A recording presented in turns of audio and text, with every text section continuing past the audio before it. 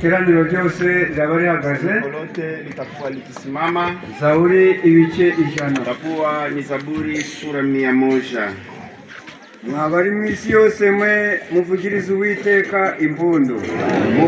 Tumikieni Bwana kwa furaha, kujeni mbele yake kwa kuimba. Umenye yuko Uwiteka ariwe Mana, niwe waturemye natwe turabe, turi ubwoko bwe, turi intama zo mu cyanya cye. Mujue kwamba Bwana ni Mungu, ni yeye aliyetuumba na sisi ni wake. Sisi ni watu wake na kondoo za malisho yake. Mwinjire mu marembo ye mushima, no mu bikari bye muhimbaza, mumushime musingiza izina rye. Ingieni malangoni mwake kwa kushukuru, na katika viwanja vyake kwa sifa. Mumushukuru na kubariki jina lake. Kuko Uwiteka ari mwiza, imbabazi ze ziriho iteka ryose, umurava we uhoraho ibihe byose. Kwa kuwa Bwana ni mwema, na rehema yake ni ya milele, na uaminifu wake vizazi na vizazi. Amen. Kwese dusenge. Sote tutaomba. Nyuma y'isengesho rya buri wese, nyuma ya ombi ya kila yote, Imana bagaragaza, mtumishi wa Mungu bagaragaza, iteraniro agereza Uwiteka, ataomba kusanyiko itakatifu, imirimo yose irarikorerwa, na kazi zote ambazo zitafanyika ndani. Ni dusenge. Sote tutaomba.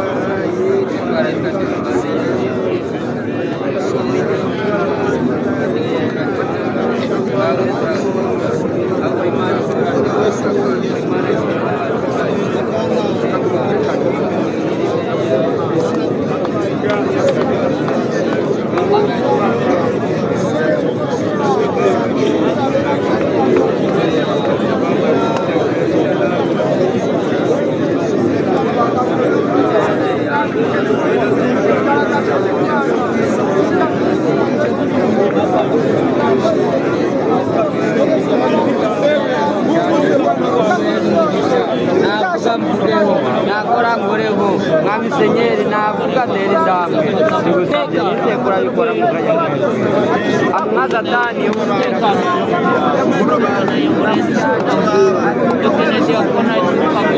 kwambaye muri byose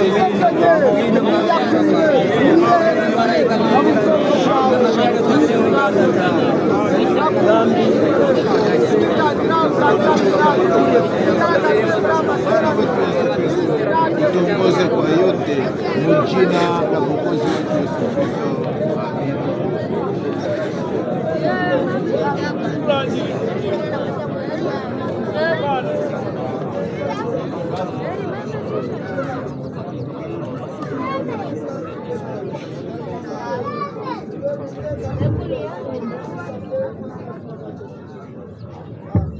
Mwami wacu Yesu Kristo, turagushimye cyane data ukundwa, ukuntu wararanye natwe ukaturinda iri joro ryose ryatambutse, abakibonyeho muri kino gitondo turi bazima, izina ryawe ririhabwa. Amen. Nshimiye n'ukuntu bitunejeje tukaba tubonye aya materaniro. Tunezeze uze uyatangize kandi nakorerwa muri aya materaniro byose umwuka wawe abiyobora. Wabarire ibicumuro byacu, umwanda wose Satani yaba yatwandije, bakwinginze kubw'amaraso ya Yesu Kristo itukurweho mu izina rya Yesu Kristo.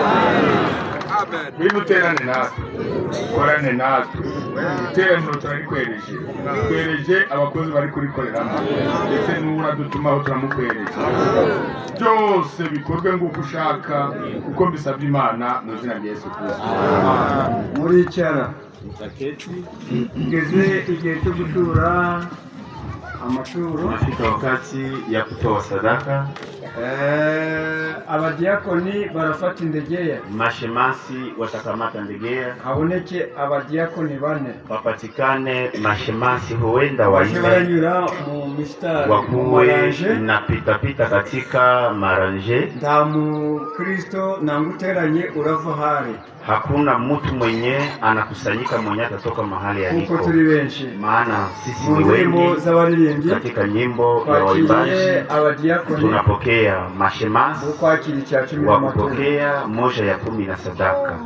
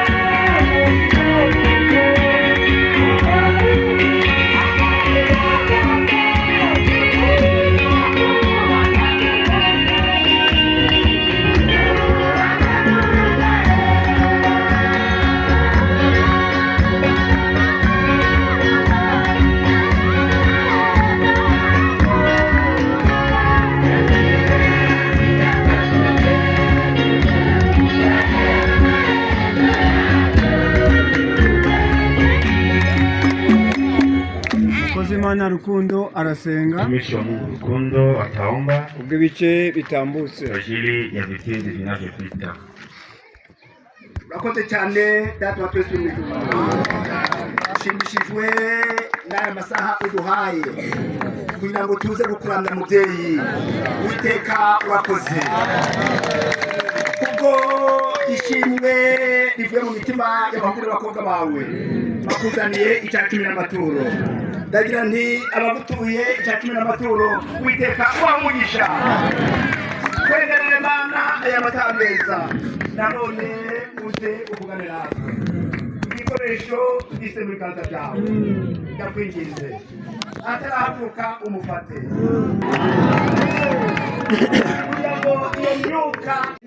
Hiva ni tutaishia misi mikuru ya meza y'umwami, siku kuu ya meza ya Bwana, aduhuze nayo, atupatanishe abari kure bose walio mbali twegeze hafi, abanyabyaha bari mu materaniro Zambi walioko ndani ya imani bababarira, n'umugira neza yeye ni mtenda abaguye bose, ab'intege nke zishe mazaifu imewatesa aka niko kanya ko kuzikiza. hicho wakaja kupona madhaifu. Amen.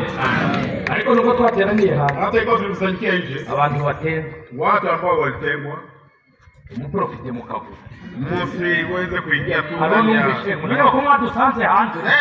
kuko mwenyewe sasa nasema tukwaje mlitukutana nje. Oya niba warakikije umukobwa w'abandi bakagutera, Ile shaka binti wa watu wanakutenga, wowe urabonana n'abansi, utaonana na wazee wa kanisa, ariko waguye lakini mwenyewe aliamkaka akajiyo tutazi, anaingia kule kwenye hatujui, anakuwa mwana mpotevu. akabungana ukirara. Ubonye amahirwe Umepata uheri, yameza gakabaho waruzaza, meza zile kubwa umekujaka namna gani? kandi buri Na wese kila mmoja yizera imbabazi uhereye ku bashyitsi. anza kwa wageni. Ninde wakumva Nani mwenyewe anasikia yakwizera amezi ya pili Bwana Yesu? hari n'abandi barabatizwa, Kuna watu ambao abandi watabatizwa barabatizwa nabo, na abandi barabatizwa nabo, wengine watakaobatiziwa ni hawa, ni abantu baturimo, ni watu walio ndani yetu, batumazemo n'iminsi. wamemaliza siku mingi ndani yetu. Twe twagize ngo barabatizwa, Sisi tulizania kwamba walibatiziwa, kumbe bavuye itongo, kumbe walitoka Kabizo Kitongo na bahunze, Kabizo na wamekimbia. bageze hano ngo bazi bagaragaza na safari, Hivi wanasema bavuga ngo twe turi itongo, Wanasema si ni itongo. muri safari Pastor ikabizo Bakuru bagaragaza safari, ansi Yerusone, Ansi Yerusone. abo nabo bari mu Wale nao wako ndani huko. profita nawe none Na wewe utabatizwa none uzabatizwa ryari? kama habatiziwa leo utabatiziwa Abo siku nabo gani? barabatizwa, Nao watabatizwa. hari abandi barabatizwa none. Kuna wengine watabatiziwa leo. Ni abana bavukiye muri iyi Ni mesaje, watoto ambao wamezaliwa ndani ya ujumbe. atangiye kumera ubwanwa Yeye iko na mandevu ariko nta kubatizwa, lakini habatiziwi. ukumva ari guhumira mu nzu. Nasikiko nasema na kisauti kikubwa ndani aho ya nyumba. kubabaza ngo abo bagabo bari mu nzu ni bande? Najiuliza wanaume walikuwa ndani ya nyumba ni wanani? kuko bari umucuguzi rwa Jonathan. Urinde guhumira mu nzu y'amafurere utarabatizwa. Ungurumie ndani ya nyumba ya ndugu na huyu abatiziwa. Abandi ni abakobwa akaba inkumi, Wengine ni mabinti, anakuwa binti agatangira kwandikirana ubu mesaje n'abasore anaanza kuandikiana vibarua na wa vijana atarabatizwa. na haya Mu batiziwa. ruseko umwe yaracikiye, Useke mmoja bibi. pasiteri agiye kumutenga, Pastor alipomutenga. njye ntandi umukristo wawe Mimi siko Mkristo wako. ngo mbese yabatiza uwaka, Unabatizwa. akumbiye niyo muri kwihisha. Kumbe kuna jukumu mnajificha. Icyo gihuru nacyo none Ile kichaka nayo. kigomba gusenya. Lazima ile kichaka ibomolewe. Muze dukorere Imana, Kuja tumikie Mungu. si mwe mwagombaga no kubatizwa mubisabye, Si ninyi kama mngeweza batizwa na mnavyomba. timuzi itabi. Hamujue tumbaku. hari n'igihe ubwira abana biwe ko mwanya ngo mwihane bakabona n'ibyo bariho, ntibazi itabi, ntibazi guterekera, ntibazi iki, ntibazi kuroga. Si hawajue kuroga.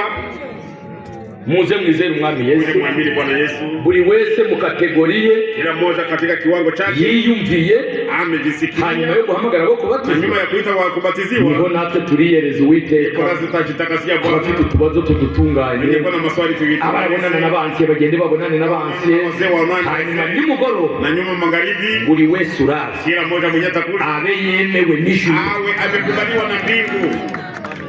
Mubarizera katika wale watakao duhereye mu bo kubatizwa. Tunaanzia kwa wale wa kubatiziwa mu ndirimbo ishushe ndani ya nyimbo ya moto moto. Abarabatizwa bose baze hano. Wenye watabatiziwa wote wakuja. Abashitsi wageni. Babakecuru babashitsi. Wale wa Kongo wageni. Umwanya wanyu urageze. Nafasi yenu imefika. Muze mwibonere bonus.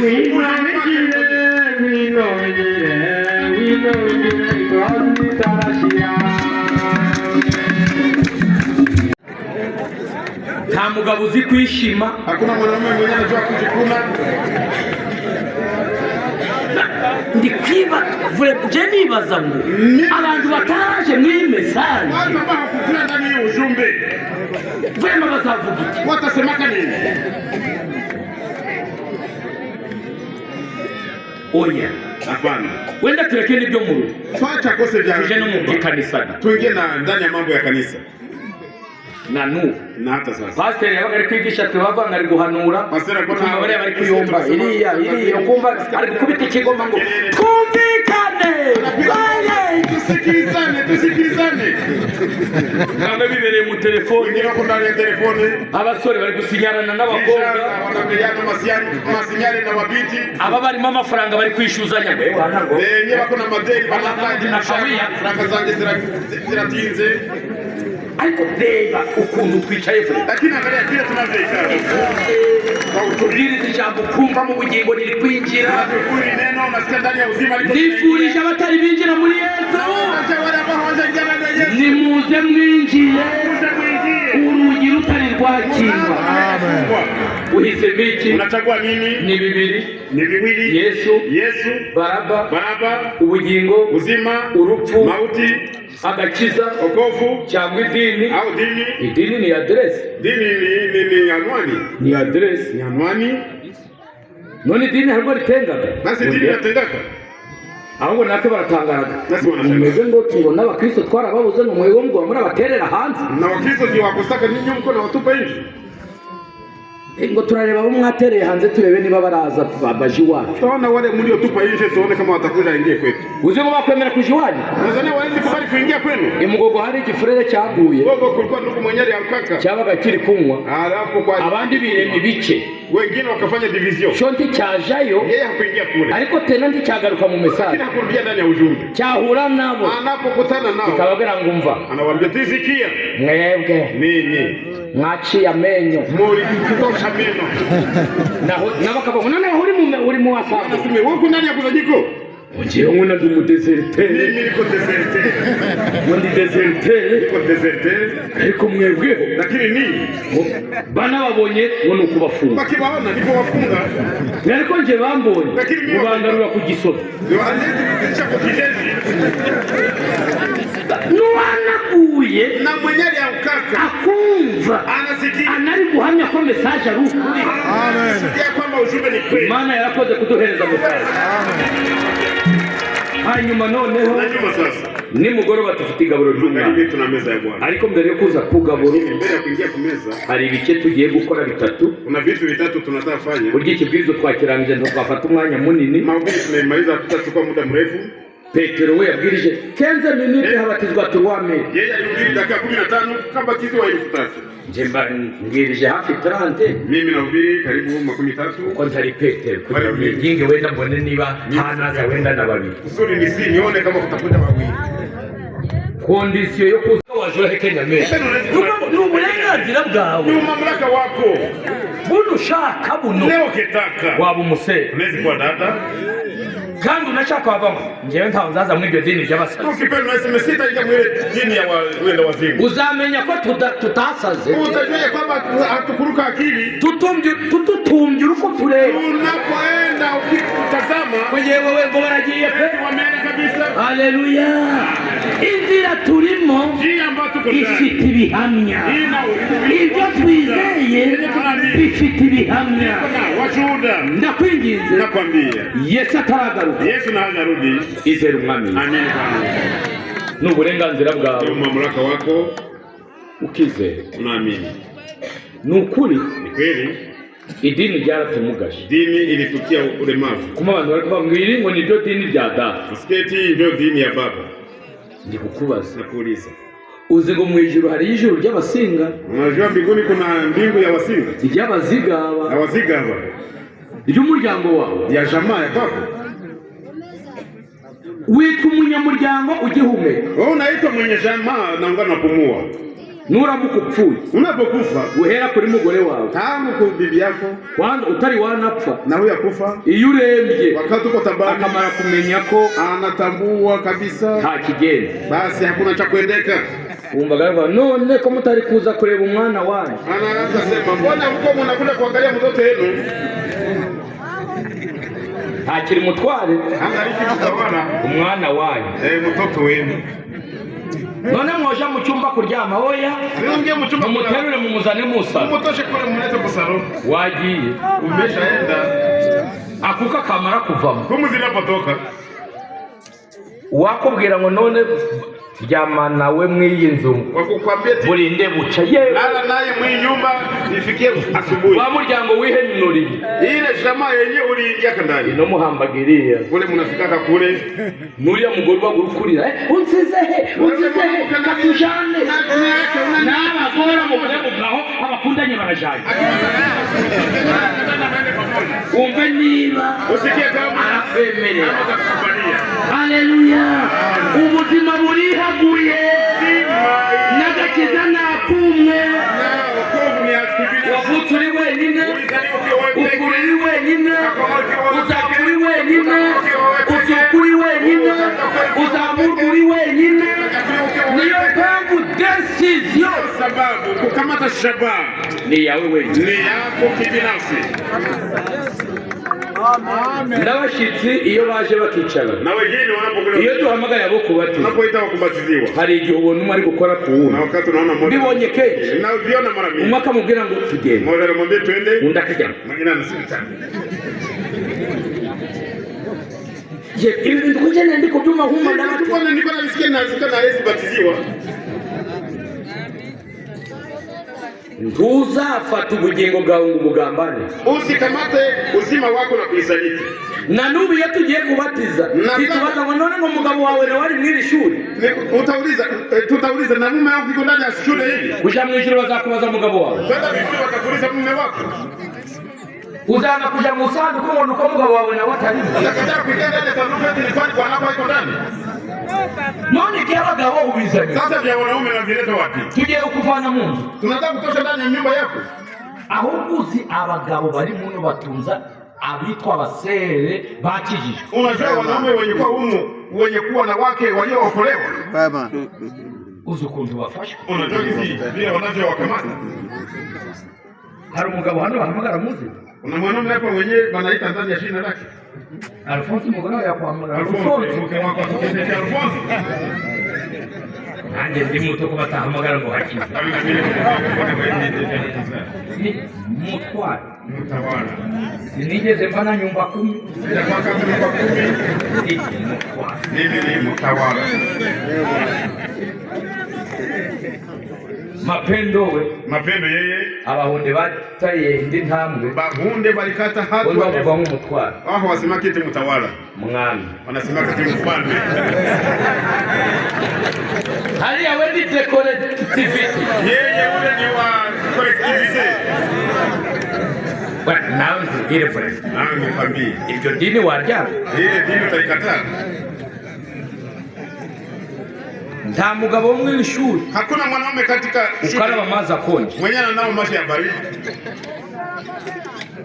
niyo gabaye gakonje bisanga umugora agazana ari kwihana hata kama iko baridi naomba mwanamke akuja nika naomba msamaha mbabarira wihangane basutse kuyakara samehe vumilie unao vile ibirenge byo miguu yale nta mugabo uzi kwiyoza hakuna mwanaume mwenye nta mugabo uzi kambare wenda ngere mu bihumbi 8 gusa acha nihesabie nifike ndani ya 8,000 tu ngere mu bihumbi 8 nifike ndani ya 8,000 nawe urabumaze kubona igisubizo na utakumekuja kupata jibu.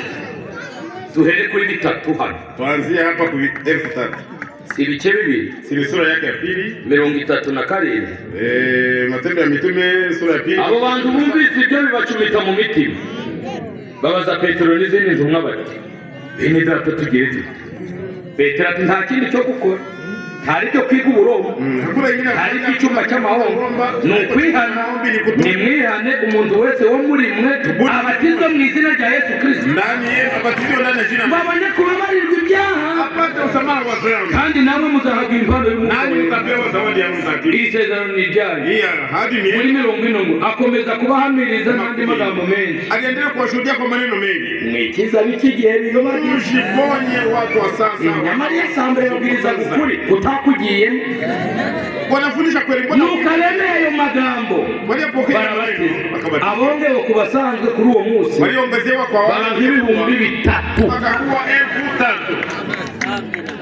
twambuke hakurya Tuvuke ngamba 4 ine ni yakozwe n'intumwa, Matendo ya Mitume. ariko benshi mu bumvisha iryo jambo ry'Imana barizeye, Lakini kati ya wengi waliosikia umubare w'abagaburagwira hesabu ikazidika uba nk'ibihumbi 5 kwa sawa 5,000.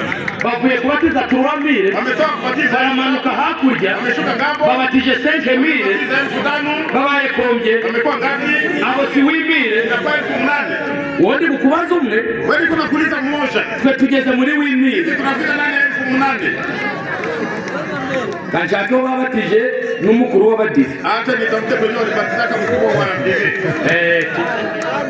kandi umukuru w'abadive tumubatize hanyuma tugende. Wadive tumubatize hapa tu. Ibyakozwe n'intumwa 18, Matendo ya Mitume sura 18. Aya yake ni ya 8. ariko Crispo, Lakini Crispo, umutware w'isinagogi, ule mkubwa wa sinagogi, umutware w'isinagogi utarabatijwe mu izina rya Data wa twese n'Umwana, mkubwa wa sinagogi, utarize na teolojia na kujifunza teolojia. Crispo, umutware w'isinagogi yizera umwami Yesu, akamini Bwana Yesu n'abo mu rugo rwe bose, na wa nyumba yake wote. twifurije kubatizanya n'abo mu rugo rwawe bose, Na kuitasha kubatizwa pamoja na wa nyumba yako. n'abakorinto benshi bumvise Paulo Na Wakorinto wengi waliosikia Paulo nabo barabatiza. nao wakabatiziwa. Amen. Ikindi kibazo wari urabaza Ingine uliza ambao ungeweza kuuliza ni icyo kuvuga ngo none marambatizo bwa kabiri, ni kusema mtanibatiza. ago mahirwe si wabo yagize, Ile wewe utakuwa umeipata. uzi ngo ni amahirwe angana po. Unafikiri ni wewe wa namna gani? 19 Sura 10. Apolo ari Korinto, Hapo akiwa Korinto anyura mu bihugu byo haruguru, asohora mu Efeso, asanga y'abigishwa babo. akakutana wanafunzi. Abigishwa Wanafunzi niyo mpamvu uyu munsi twaje gushaka abigishwa ba Efera, ba padiri, bande, ba bishop. Abo bigishwa nibo dushaka. wale walimu ndio tunatafuta. Ntaho tugiye kurwana n'abasinzi tufite abantu bashaka kuja mu ijuru. Hatuwezi kupigana na walevi na tuko na watu ambao wanahitaji kwenda mbinguni. Wewe waba wabonye amatsinde ukaja gutera ku. Unaweza kuwa umepata fasi shamba Na wasanga y'abigishwa naye akakutana kule wanafunzi arababaza, akawauliza, hakiri umwuka wera mugitangira mlipokea Roho Mtakatifu mlipoamini? aramusubiza ati ntabwo twari twumva yuko umwuka wera yaje. Arababaza, none mwabatijwe mu batizo? Mlibatizwa ubatizo gani? Namwe ndi kubabaza, mwabatijwe mu batizo? Mlibatizwa ubatizo gani? Muzajya Data twese bana umwuka wera. Jina Baba na Roho Mtakatifu. Paulo akasema, Yohana yabatije umubatizo wo kwihana, Yohana alibatizwa ubatizo wa abwira abantu kuzizera uzaza hanyuma akiambia Yesu. muamini yule atakayekuja nyuma. Bamwumvise batyo, Walipomsikia vile barabatizwa mu izina ry'umwami Yesu. wakabatizwa ndani ya jina la Bwana. Paulo amaze kubarambikaho ibiganza, Hawa kisha wanyorosha umwuka mikono. wera baza bavuga izindi ndimi, barahanura.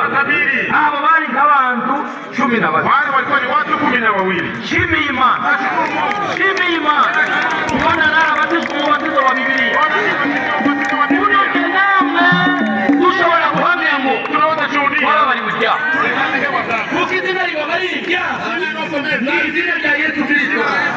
Ningingiye buri wese Si kwa kila mmoja. hitamo Yesu. Chagua Yesu. Ubwo burenganzira Iyo mamlaka Pilato yari afite, nibwo burenganzira nawe Ndio mamlaka uliyo nayo. ushaka Ukipenda waba umuntu mwiza uva mbere muri Karengera, kwa kwanza nani Karengera. kandi ushaka Na ukipenda waba umuntu mubi wa mbere muri Karengera. mtu mubaya wa kwanza ndani ya Karengera. Ushaka waje uravuga neza, Ukipenda unaweza kuwa unasema vizuri. ushaka waje Ukipenda unaweza kuwa unakasirika. Unasema vibaya. Ushaka Ukipenda waje urasenga mbere yo kuryama. unaweza kuwa unaomba mbele ya kulala. Ushaka Ukipenda waje urarabya. unaweza kuwa unalala bila kuomba. Ushaka waba umunyabuntu. Ukipenda unaweza kuwa Ushaka mtu wa waba umubaye. wema. Ukipenda unaweza kuwa mtu Yayemerera omumisho gw'omutegeki, omutegeki yamubuuza ati, weza ori omugabe w'Abayudaaya? Yesu yamugaruka mati ekiwagamba niko kiri.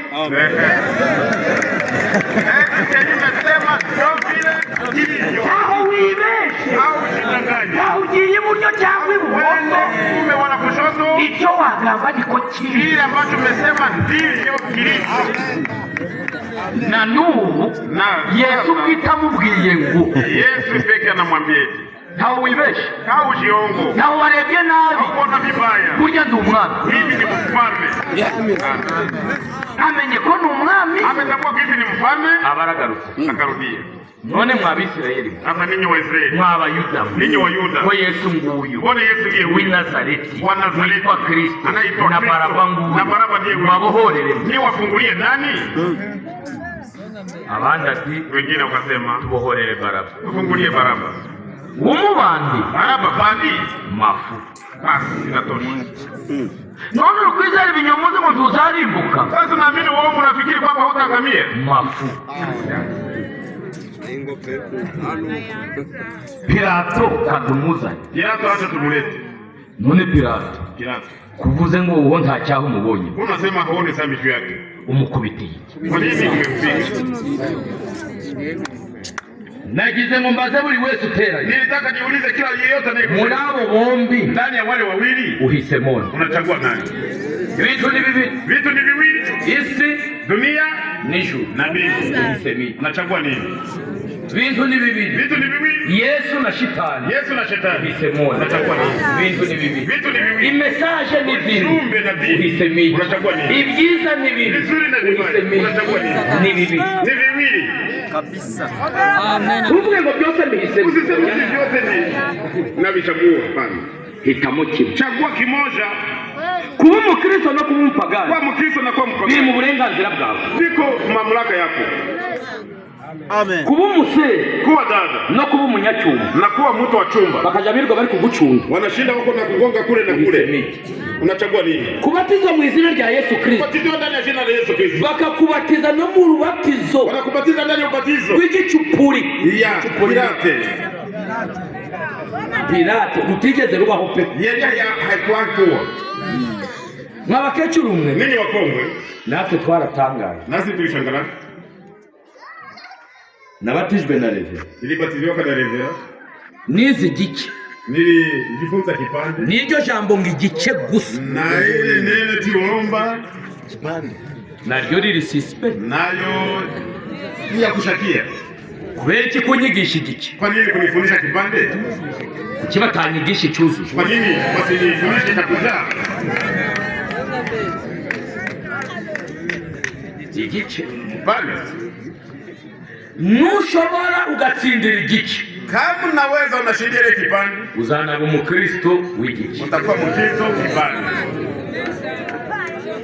Batwigishije amezi atandatu Wanatufundisha miezi 6. kandi abandi barababwirije uwo munsi baranabatizwa. Na wengine waliohubiri ile siku tu wakabatizwa. Kama mu gihe cya Pentekote Wa wakati wa Pentekote. upfuye utarabatizwa waje Kama unakufa na huyu abatiziwe utaenda wapi? baguhambira umukristo, Wanakuzika huko Mkristo, baguhambira uw'igice. wanakuzika huko nusu. Tuje ku mazi, Twende kumaji. diakre ajya kubatiza, Diakoni wewe ubatizo. ngiye mu mazi. Naingia ndani ya maji. Data yitwa Ngambeki, Baba yangu anaitwa Ngambeki. abalizera ninjura babatiza. Atakuwa mimi Ngiye mu nitakayewabatiza. mazi. Naingia ndani ya maji. Witwa nde? Unaitwa nani? Speciosa. Speciosa. Speciosa Speciosa. ubwo kwizera Kwa imani. kubatije mu izina rya Data. Batiza ndani ya jina la Baba.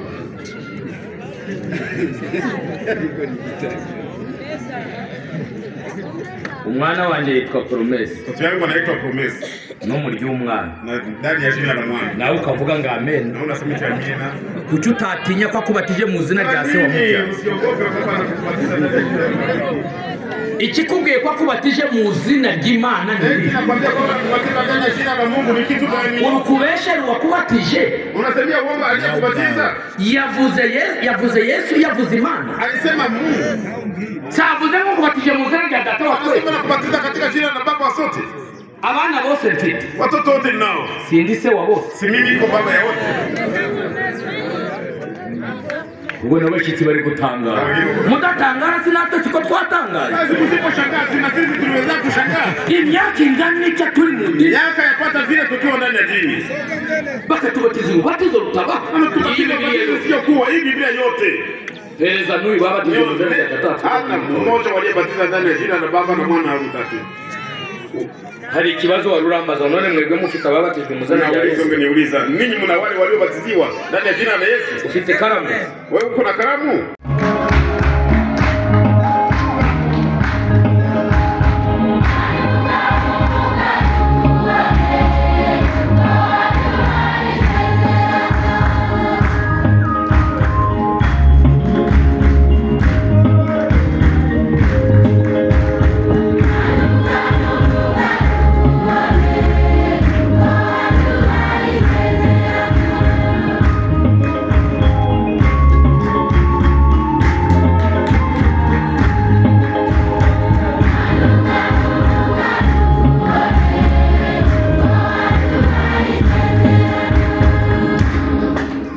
Mana ishimwe, Mungu ashukuriwe. tubashuhuje mu izina ry'umwami wacu Yesu Kristo.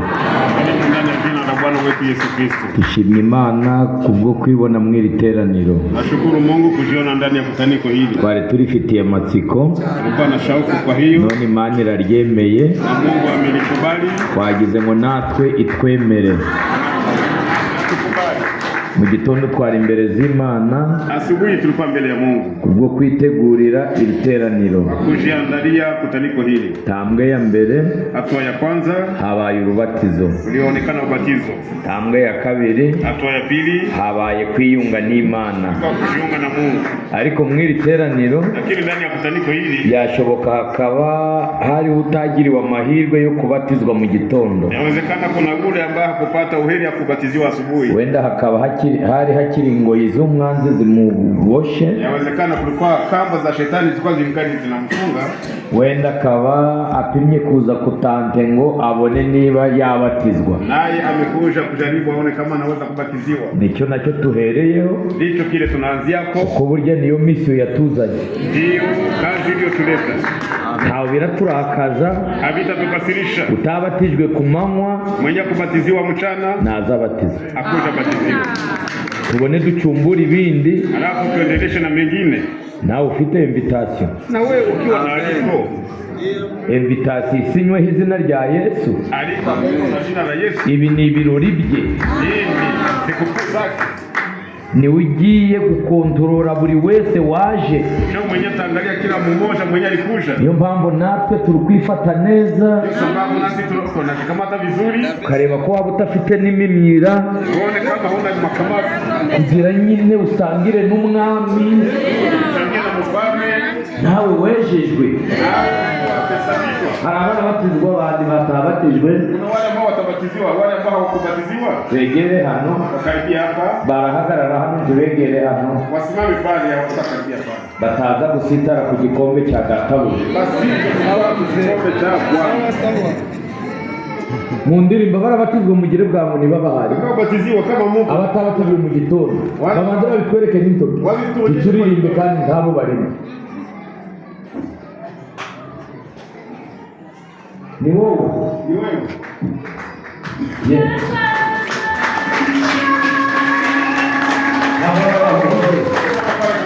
Kaundi Hakuna mwingine.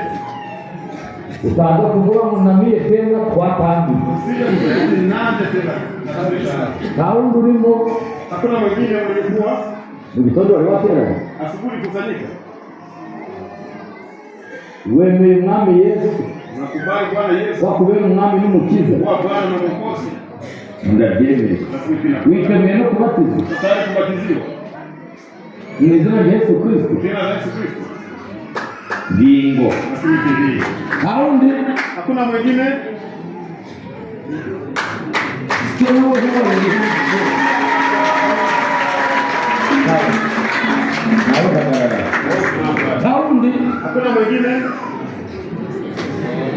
niba ariho nawe nanyarutse bwa iyo mu masero nta wundi Ndani ya wadada. Hakuna mwingine. ntawe. Haiko. nawe wemera umwami Yesu Kristo, unakubali Bwana Yesu Kristo kwa kubera umwami n'umukiza, au Bwana na mwokozi wako. reka dusome mu rurimi rumwe. Hata tusome kwa lugha moja. Ninde wizeye ibyo twumvise kandi ukuboko k'Uwiteka kwahishuriwe nde? Kuko yakuriye imbere ye k'ikigejigeji k'igishitsi cyumburira mu butaka bwumye, ntiyari afite ishusho nziza cyangwa igikundiro, kandi ubwo twamubonaga ntiyari afite ubwiza bwatuma tumwifuza. Yarasuzugurwaga akangwa n'abantu, yari umunyamubabaro wamenyereye intimba, yasuzugurwaga nk'umuntu abandi bima amaso, natwe ntitumwubahe. Ni ukuri intimba zacu nizo yishizeho, imibabaro yacu niyo yikoreye, ariko twebweho twamutekereje ko wakubiswe n'Imana agacumitwa nayo, agahetamishwa n'imibabaro, nyamara ibicumuro byacu nibyo yacumitiwe, yashenjaguriwe gukiranirwa kwacu. Igihano kiduhesha amahoro cyari kuri we, kandi imibyimba ye niyadukirisha. Twese twayobye nk'intama zizimiye, twese twabaye intatane. Uwiteka amushyiraho gukiranirwa kwacu twese. Yararenganye ariko yicisha bugufi, ntiyabumbura akanwa ke, amera nk'umwana w'intama bajana kubaga, cyangwa nk'uko intama icecekera imbere y'abayikemura, niko atabumbuye akanwa ke. Guhemurwa no gukirwaho iteka nibyo byamukujeho mu gihe cye. Ninde witayeho ko yakuwe mu isi y'abazima, akaba yarakubitiwe ibicumuro by'ubwoko bwe? Bategetse ko ahambanwa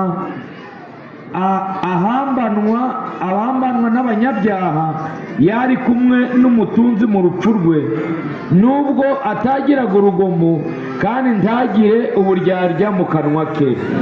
Ariko Uwiteka yashimye kumushenjagura yaramubabaje. Ubwo ubugingo bwe buzitambaho igitambo cyo gukuraho ibyaha, azabona urubyaro, azarama. Ibyo Uwiteka ashaka bizasohozwa neza n'ukuboko kwe. Azabona ibituruka mu bise by'ubugingo bwe bimwishimishe, bimuhaze.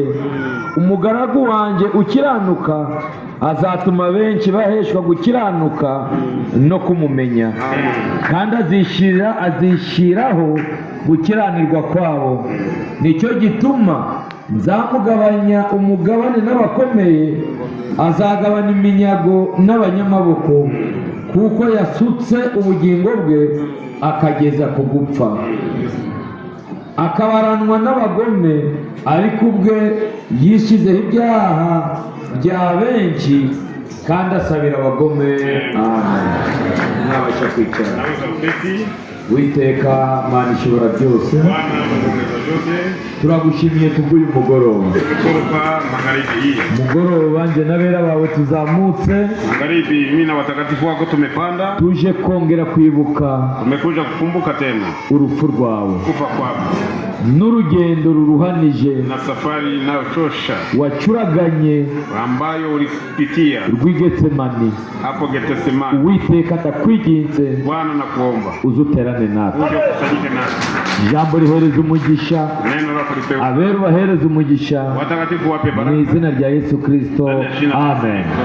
Hari rwacu hatujapata sehemu yetu, kandi mu by'ukuri na kwa kweli ni wacu mu miryango, na kwetu katika jamaa, nta mwana wishimira kuvuka kw'ihene. kuzaliwa kwa mbuzi. Na n'ubu niba ufite ihene yabyaye, Kama una mbuzi iliyozaa, nta mwana wabyina, hakuna mtoto mwenyewe anaweza kucheza. ariko buno nuva hano ejo nimugoroba, ejo mu gitondo, Kesho asubuhi ufata indika kamate kisi uyicyaze, uinowe, abana baratangira gukora ankete. watoto wataanza kuangalia ni nini. Papa baba. Ile ni nini? Ibyo ni biki? Nawe ngo ni kisi. Na urabubwira ati nindiga. Unatafanya nini? Wenda gukora iki? Na watu natachinja. Na barabasubiza ati nenda kubaga. Unatachinja nini? Wenda kubaga iki? Mbuzi. Ihene. Ya wapi? Iheya. Ukimwereka ngo niyiri. Nakumwonyesha ati niyire tu. Indirimbo zose za Ecole de Dimanche. Indirimbo zote za Ecole de Dimanche. Amaresitation gose. Amaresitation zote. Garahita gimena. Zitajimwanga. Kange barasimbuka. Wataruka. Onksyo. Pako. Nanje nagize ngo. Na mimi kwa nataka. Abaje mu munsi mukuru. Gurupfu rw'umwana w'intama. Pako. Nigwire mu mitima yacu. Mwandika ndani ya mioyo yetu. Namwe. Mimi nani? Twishimire intama y'Ikaruvari. Haleluya. Amen. Nta mwana wishimira kuvuka kw'itungo. Hakuna mtoto anayefurahia kuzaliwa kwa fugo. Kukufa kwani. Sawa sawa na kufa kwa fugo. Twaje hani Karenge. Tumekuja hapa Karengera. Nta kintu kizima cyatushimishije. Hakuna kitu kizima kilichotufurahisha. Twari turi kubona abadiyakoni bihengere. Tunaona madiakoni wanaenda pembeni. Twabona amaraso gamenetse. Na kuona damu na mwika. Buri wese akatangira kuja mu. Kila mmoja anaenda. Ariko ihene zose bari kunyuza hano bari kuja kuragira. Lakini mbuzi zote zinaenda kwa bwana bitisha ukenda tu. Nta niyo narebyeho kabiri. Kubera iki? Kwa nini? Ihene nipfa, mbuzi ikikufa ndarari. Amen. Ibishimbo nibipfa, ndarari. Uriya muntu twagiye ku isoko, hari ibinyamuntu byinshi ariko nta kimwe cyadushimishije. Ariko tugeze hano dusanga ibinyamuntu bishe. Buri wese akaguma avuga ngo icyo gishira. Nanjye mbabwire ngo umunezero wacu isoko yabwo n'igaragaza.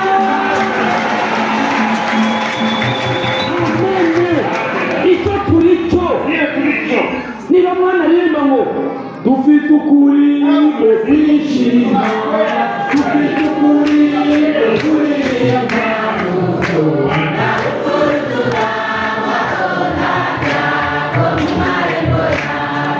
urupfu rwaributse. Haleluya.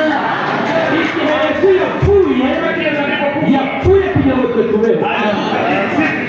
Yesu umurimo yakoze bitandukanye n'ubwo ababyeyi bakora. Aba bana bose muhetse. Hao watoto wote mnaobeba. Mwabanje gupfa mubona kubabyara. Mulianza kufa ndipo mkabaza. Si mwababyaye munari bazima. Simwatabuke wanzi. Ariko Yesu we. Lakini Yesu kugira ngo tubyare. Tuzale. Haleluya. Twavuye mu bise by'urupfu rwe. Tulikufa katika usungu wa kufa kwake. Arapfa akakufa tubaho. Sisi tukakuwa hai. Niyo mpamvu tuhamiriza duti. Kwa sababu tunashuhudia. Mubo kurimbuka ntaho turimo. Aje wale wa kuangamia sisi hatumo. Haleluya. Ntabwo yapfa ngo nanjye mpfe. Haezi kufa na mimi nikufe. Amen. Ese reka mbabazi. Hata ni waulize. Yesu akigera mu prison. Yesu alipofika ndani ya gereza. Baraba yapfu. Baraba alikufa. Oi. Baraba yabaye araho. Umubandi, umujura. Mbabwije ukuri na Mukabaraba. Waambia kwa kweli na mke wa Baraba. Yarazi kwa pfuye. Alikuwa anajua ya kwamba papakaye. Yeye amekuwa mjane. N'abana be. Na watoto bari bazi kuba bari imfungwa. Na barabubwe. Yatima. Na bazi ko byarangiye kwa pfuye. Alikuwa anajua ya kwamba vimeisha atakufa. Ari mu iyo prison. Akiwa ndani ya gereza. Yagiye kubona. Alipoona. Abona undi usa n'umugabo. Aona mwingine mwenye fana. Bafunguye prison. Wanafungiwa ndani. Bamutereye. Wanamtupia mule ndani. Barabati wewe witwande. Baraba kusema wewe jina lako nani? Ndatingiwe ndi Yesu. Mimi na Yesu. None ukuzirikisi. Wewe unafia nini? Yesu alikuwa mfiti afere. Unataka hapo kwa nini na afere?